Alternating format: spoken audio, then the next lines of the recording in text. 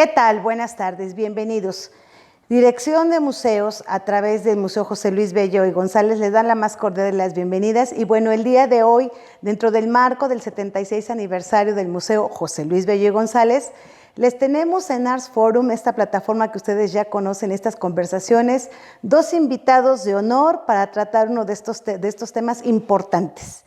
Si bien es cierto que el Museo Bello cuenta con 14 salas maravillosas y espléndidas, una de las más importantes y que más llama la atención sin duda alguna es la sala de música. Y para que nos platiquen de esto y nos cuenten un poco más de las colecciones que tenemos ahí, bueno, hemos invitado a dos grandes personajes de acá del género poblano relacionados a este tema, que es el maestro Helio Huesca Martínez, a quien le damos la más cordial bienvenida. Gracias, maestro Helio, por estar acá con nosotros. Y al maestro Fernando Gil. Muchísimas gracias, Fer, por estar aquí con nosotros. Y sin más preámbulo, bueno, nos metemos de lleno a este tema, maestro Helio Huesca. Y bueno, vamos a empezar desde el contexto de lo que es realmente el Museo José Luis Bello y González, pero realmente muchos de nuestros visitantes siempre nos preguntan qué pasaba antes cuando realmente esto era una casa. Entonces, bueno, de estas espléndidas colecciones que tenemos, una que es de instrumentos musicales, yo le quiero preguntar a usted, ¿por qué esos instrumentos musicales ahí, en la casa, cuando funcionaba como tal? Adelante, maestro. Muchas gracias por esta invitación y muchas gracias por permitirme imaginar este origen de la sala de música del Museo Bello. Las exposiciones que suele haber de instrumentos musicales en el mundo, bueno, son armadas, son elaboradas y a diferencia de esta sala de música es una exposición que se da en un contexto de una casa habitación, de sus propietarios que crearon este espacio con la finalidad de disfrutar una estancia en la que la música formaba parte importante de sus vidas. En los finales del siglo XIX, había una tradición europea de tener el salón de música donde se realizaban convivencias y en donde el sentido era de diversión, de un sentido de compartir este gusto por la música. Y en este caso, a imitación de esas tradiciones europeas, en esta casa de lo que es el hoy Museo Bello, no podía faltar una estancia, una sala donde hubiera instrumentos musicales. ¿Por qué?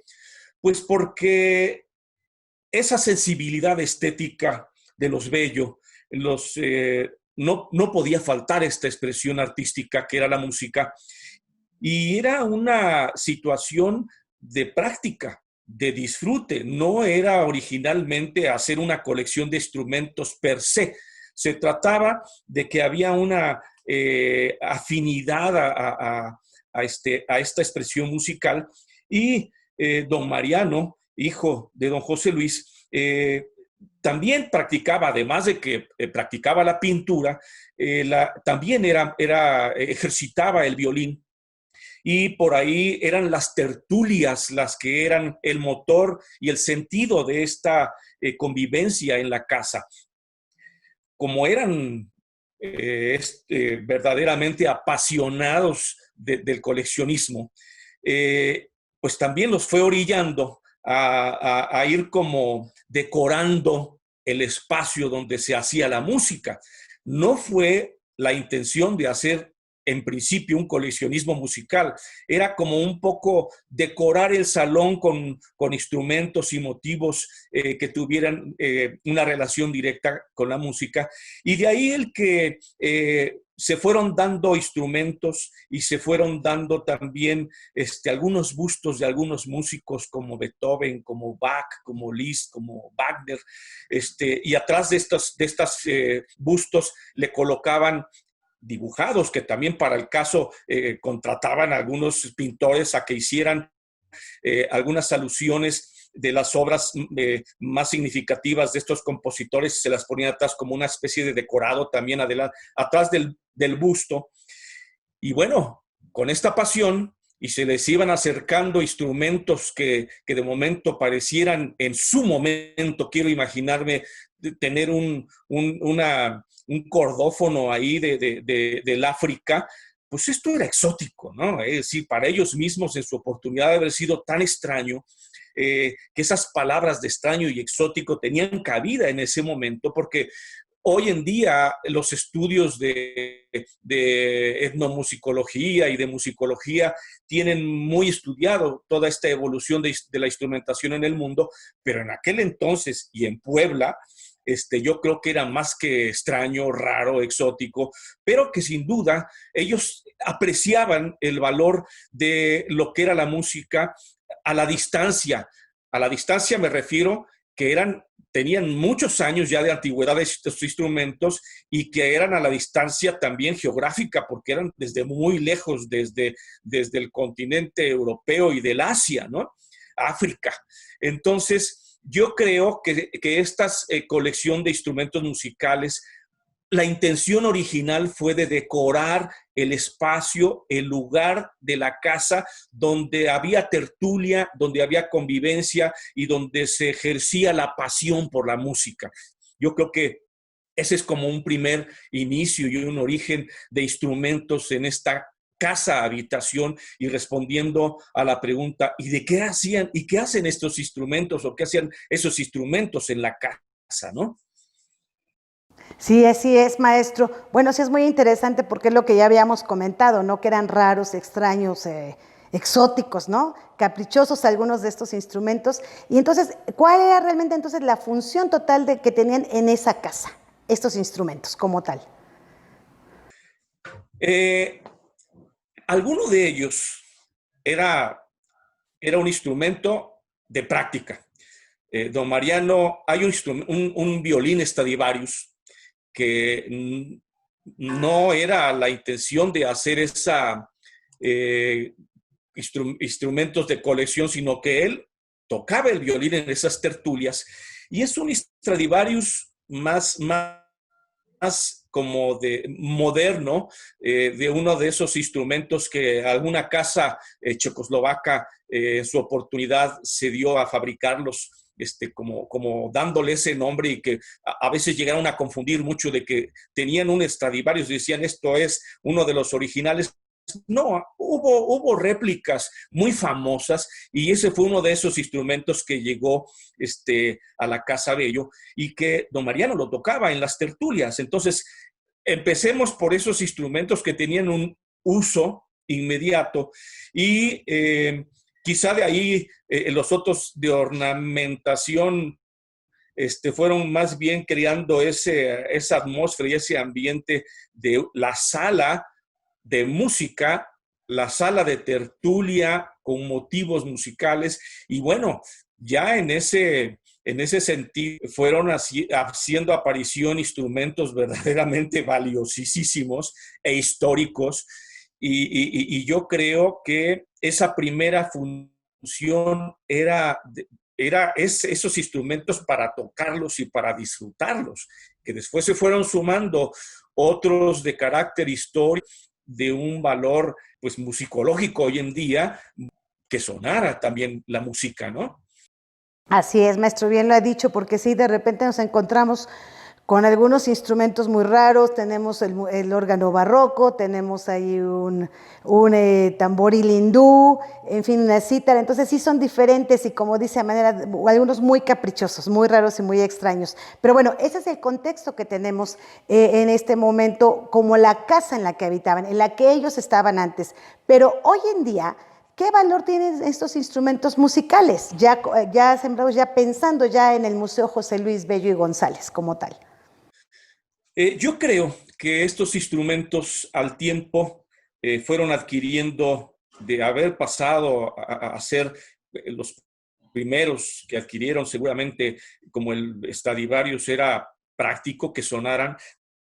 Después se fueron creando las colecciones y entonces empezaron a tener un valor histórico de coleccionistas, bueno, muchos de ellos con un valor hoy en día patrimonial, musical. Yo creo que hoy en día es la entrada a conocer lo que es una colección privada que nos acerca a la instrumentación de la música en el mundo. Y quisiera brevemente comentar que cuáles son de los más importantes. Para aglutinarlos o para como entenderlo por clasificaciones, como le ha hecho la musicología y la etnomusicología misma, los clasifican por instrumentos de cuerda, por instrumentos de aliento, por instrumentos de percusión. Y cada uno de ellos, a su vez, tienen como otras subdivisiones. En el caso de los instrumentos, como son los pianos, un piano es un instrumento percutivo, porque el sonido lo produce el martinete que está golpeando las cuerdas. Pero en esa misma clasificación de instrumentos de teclados está el órgano. El órgano no tiene que ver con el martinete que está golpeando la cuerda, sino que es de fuelle y es de aire. Y entonces ahí hay una serie de clasificaciones, subdivisiones en las clasificaciones. El instrumento, así como estrella, es el órgano barroco tubular que existe ahí en la sala y que está considerado como un órgano barroco del siglo XVII, del siglo XVIII, 1720 está considerada su construcción. Y tiene que ver con esos instrumentos réplicas que se hicieron en la época, en Novohispana, y que salían, algunos de ellos salieron de catedral donados a algunos de los conventos, y se llegaba a decir que probablemente había salido de Santa Rosa, pero bueno, hay otra ficha y otro dato de que fue donado también por pasó a otro convento y después ya fue que se adquirió por los coleccionistas. Otro instrumento de un valor también musical importante es un piano que tienen, que en lugar de tener todas las cuerdas en la caja de lo que es un piano horizontal, le pusieron toda la encordadura de una manera vertical que pareciera que es como si fuera un arpa. Seguramente en el desarrollo y la evolución de los instrumentos musicales, fue un intento de ver cómo sonaba, de que se ve aparatoso. Un piano, y en lugar de tener la encordadura acostada, la tiene vertical, es como un piano arpa. Es impresionante y es muy valioso a nivel histórico porque no existen muchos en el mundo, y además es una construcción inglesa, y algunos otros lugares como el Museo de Arte Metropolitano de Nueva York tiene uno de ellos, otro existe en Edimburgo, en Escocia, en la exposición, en la Universidad de Edimburgo, donde tienen colecciones de instrumentos musicales, y que ahí aparece otro, y otro aparece en el castillo de Chapultepec. Entonces, estamos hablando de que en lugares muy prestigiados del mundo existe una réplica similar, y el más conservado es el que tenemos en el Museo Bello. Y en la historia de la evolución de los instrumentos que estudia la musicología, bueno, pues es muy importante conocer este tipo de momentos en que va desarrollándose el piano, por ejemplo, y que aquí tenemos una de esos instrumentos muestra de un conservado extraordinario. Existe un clavicordio también de manera cuadrada, y si nos pasamos por el lado de los cordófonos son los que tienen cuerda, que ya dijimos que el piano sería como un instrumento combinado entre la cuerda y la percusión. Bueno, por si nos pasamos a los instrumentos de cuerda que nosotros hoy en día conocemos como la guitarra y antiguamente los lauds, en el mundo hay toda una diversidad de instrumentos de este tipo de cuerda. Desde algunos que son como muy tradicionales y que entran en la categoría de la etnomusicología, que aquí nos llegaron varios, ¿no? Que no son muy académicos, sino que son más bien como de tradición. Tenemos algunos que son del África y que aparece en una especie como de concha, con cuero encima y un mástil bastante largo y solamente 2 cuerdas, por ejemplo, ¿no? Que es muy primitivo ese instrumento y que está considerado como un cordófono punteado porque se tiene que jalar la cuerda. Otros instrumentos cordófonos son como el violín, que la cuerda no es punteada, sino que es frotada. En este caso, tenemos varios instrumentos cordófonos punteados de 2 cuerdas, de 3 cuerdas, de 4 cuerdas, algunos de origen hindú, otros de origen chino, otros uno solo de origen africano y otro japonés. No son muchos, son 5 instrumentos de este tipo con una diversidad muy, muy heterogénea, porque nos vienen de diferentes continentes y casi todos ellos son del siglo XIX. Los nombres tienen que ver con esos nombres propios de la lengua hindú, africana, china, japonés, que hasta pronunciarlos suena un poco raro, pero están en esa familia de los cordófonos y de una extraordinaria variedad. Para los estudios de hoy en día de la etnomusicología y la musicología son ejemplos valiosísimos, valiosísimos. Y si nos pasamos por el lado de las percusiones también tienen sus subdivisiones. Son instrumentos de percusión membranófonos, se les llama, porque tienen un parche, la membrana, que generalmente es golpeada, y de ellos tenemos varios ejemplos también. Uno de ellos es africano, con metal y con parche, con un parche pergamino, y hay algunos otros con esa variación también de membranófono, que tienen esa membrana de parche percutido. Y hay otros instrumentos que aquí lo ponen en la sala, como es la campana, que es ya es un sonido percutivo, pero es muy interesante porque en Puebla llegó en su momento, en finales del siglo XIX, a alguien se le ocurrió escribir un libro de campanas de Puebla y que tenían todo un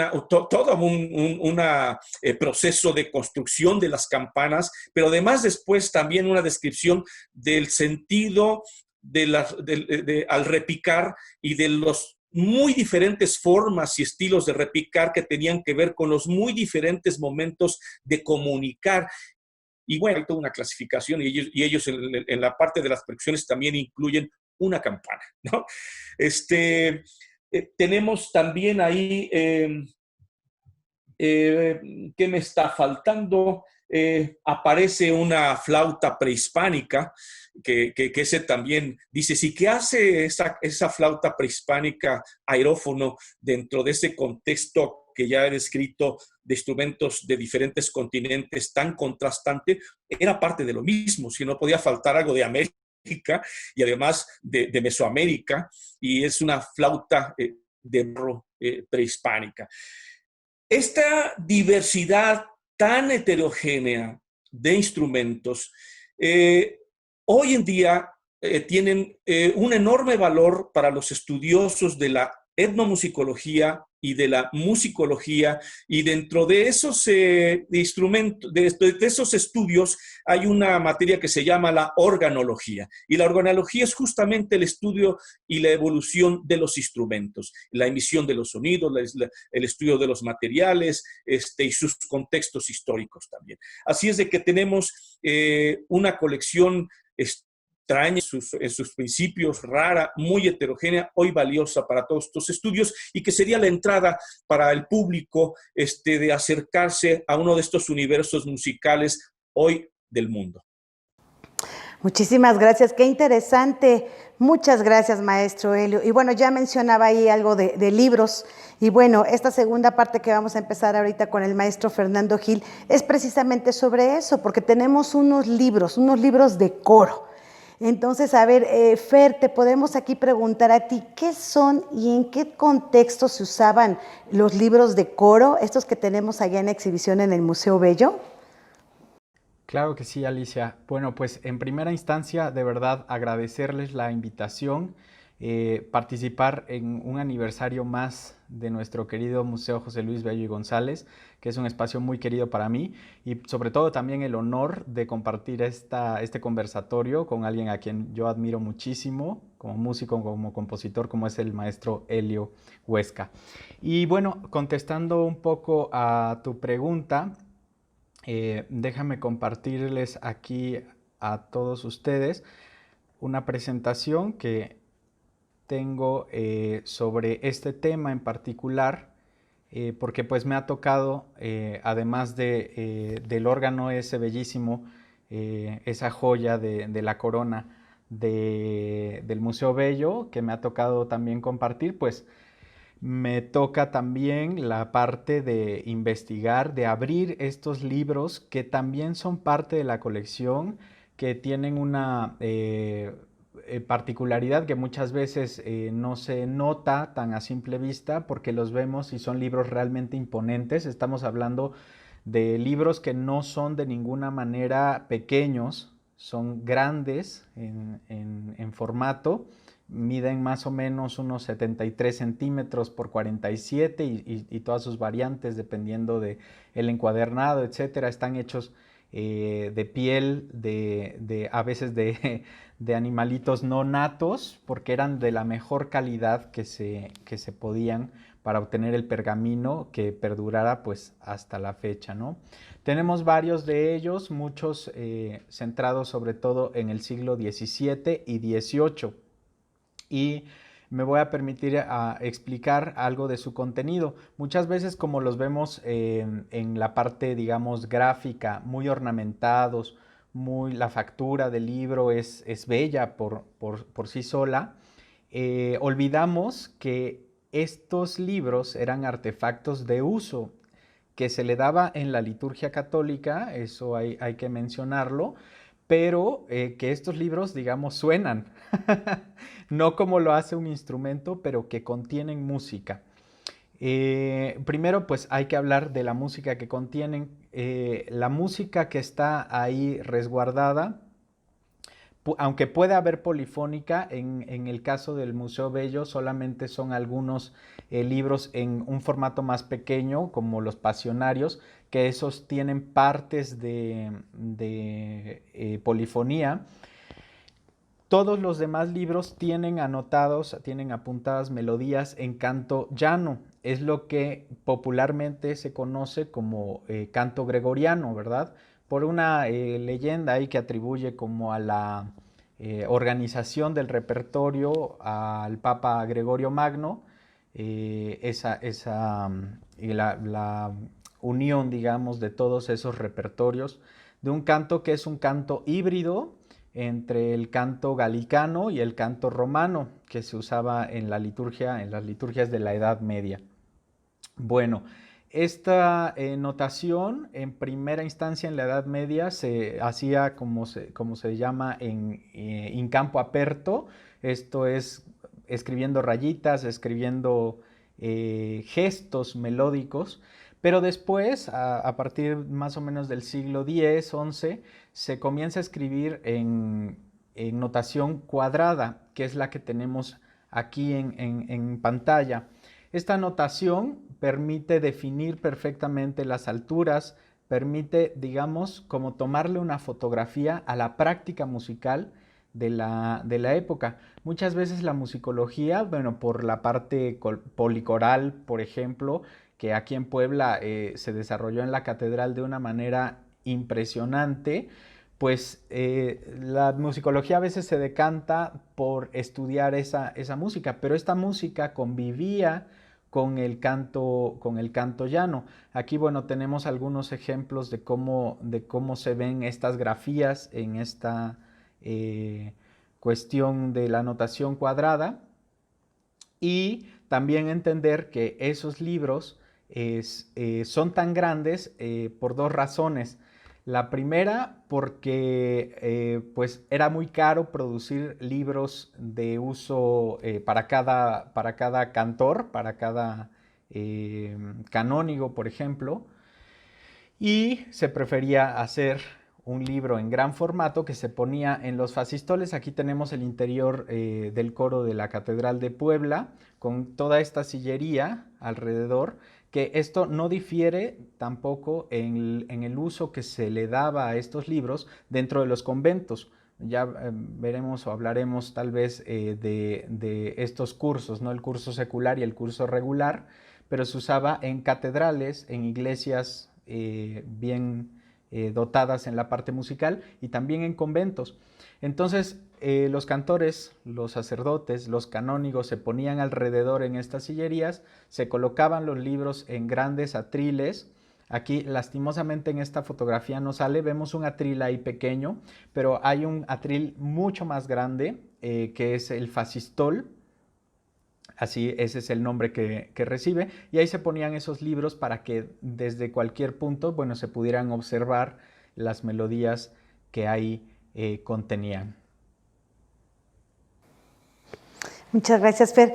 Bueno, ya es interesante todo esto que nos estás diciendo, nos estás mencionando, pero ¿qué diferencia hay entre la música que está escrita en estos libros con otros tipos de música? Es decir, ¿cuál es la diferencia entre los libros que tenemos en el Bello con otros tipos de música?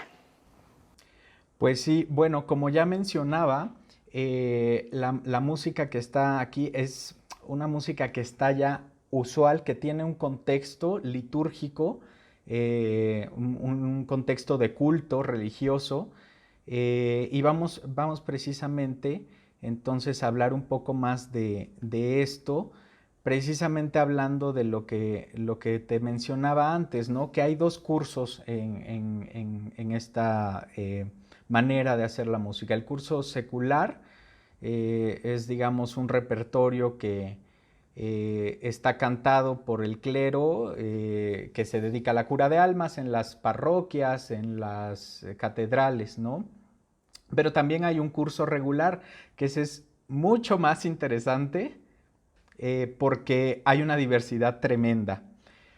¿A qué me refiero con esta diversidad? Bueno, nosotros hemos escuchado hablar de los franciscanos, de los dominicos, de los agustinos, de la orden de predicadores, etcétera, como ya dije, los dominicos.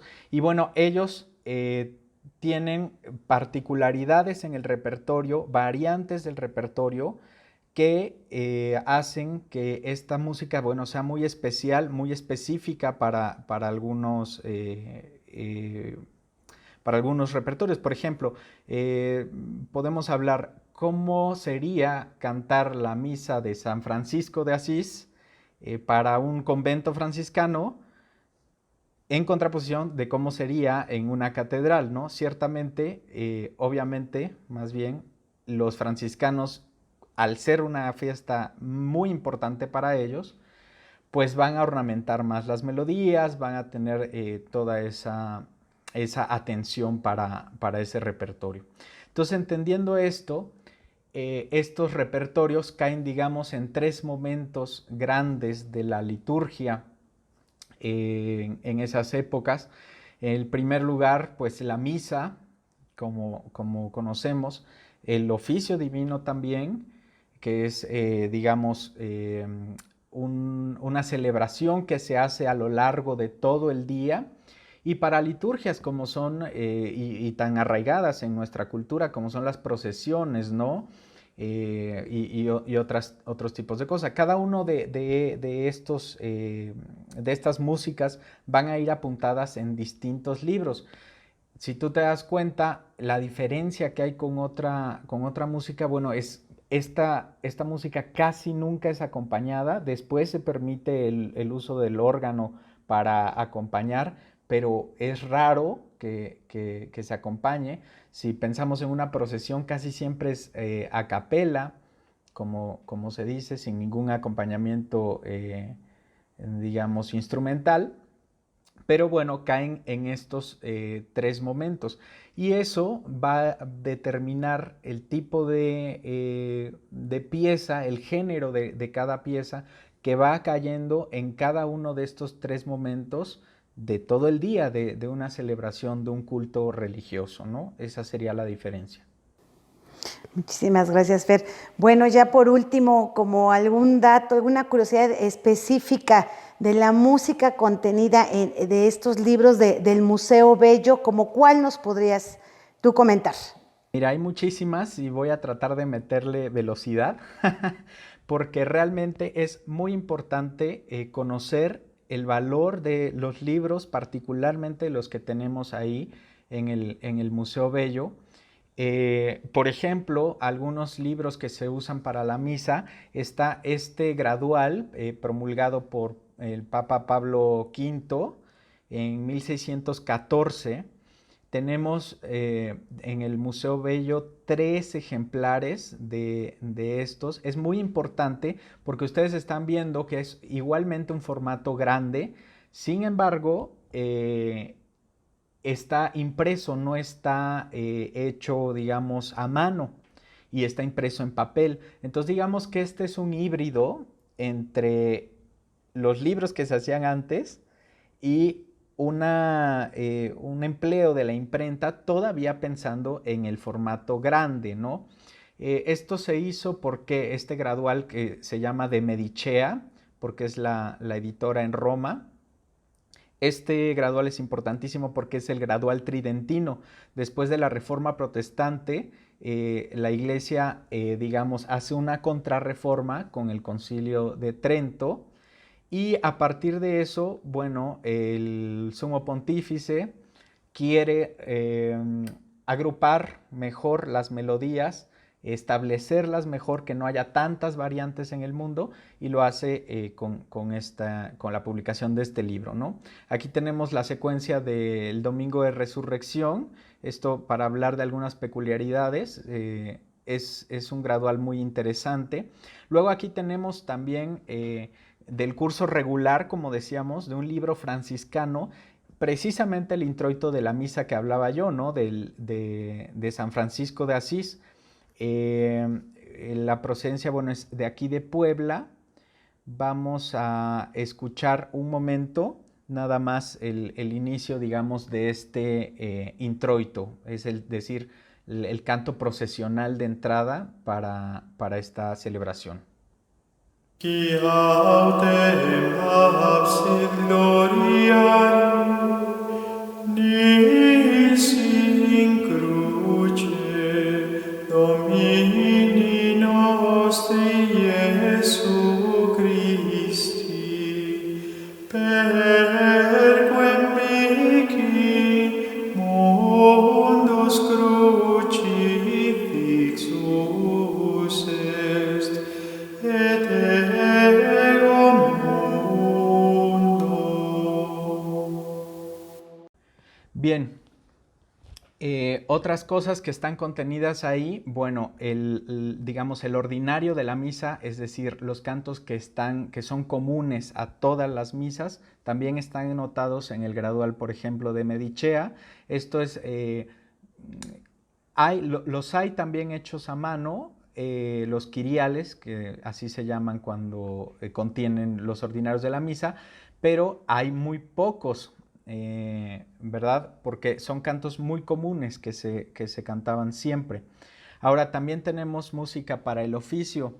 Aquí me voy a permitir mostrarles este responsorio prolijo de curso secular, que es el responsorio Stirps Jesse, el siglo XVII, como decíamos.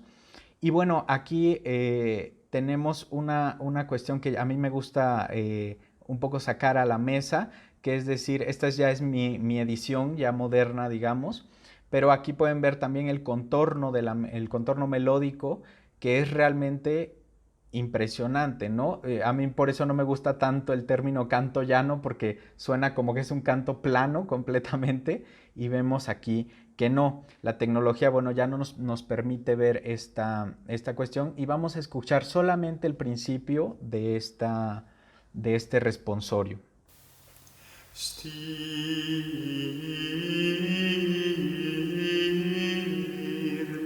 Figam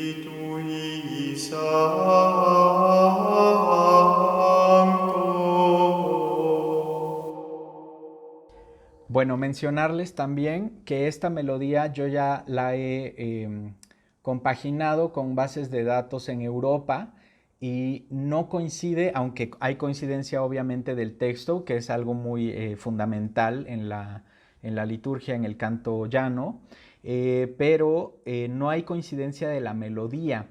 Entonces esto nos arroja, ¿verdad?, particularidades, como decíamos, curiosidades que tenemos en los libros de nuestro querido Museo Bello. Luego, otras cosas, tenemos este himno que es de curso carmelita, en donde tenemos una hibridación del canto, porque se vuelve mensural, se vuelve mensurado. Aquí tenemos una indicación de 3 al principio, ¿verdad? Digamos, nosotros cantaríamos ahora en las versiones más, digamos, restablecidas al curso original, cantamos Creator al Mesiderum, pero en este caso se mensura. Creator al Mesiderum es lo que llamamos canto mixto. Esto también es algo increíble porque, como decía antes, nos da pauta para entender la práctica de esa época en particular. Muchas gracias. No, pues muchísimas gracias, qué interesante, de verdad. Les agradecemos y para nosotros ha sido un verdadero honor tenerlos a ustedes, ¿no? Maestro Elio Huesca, músico, compositor, arreglista de una gran descendencia de músicos, muchísimas gracias de verdad. Fer, bueno, que siempre contamos contigo, ya extrañamos esos conciertos, ¿verdad? Del órgano barroco, que esperemos sean muy pronto. Y bueno, pues no me resta más que de verdad darle las gracias infinitas y a todos ustedes a esta participación de este conversatorio de Arts Forum, la música del Museo José Luis Bello a 76 años de su inauguración dentro del marco de este aniversario que estamos de plácemes.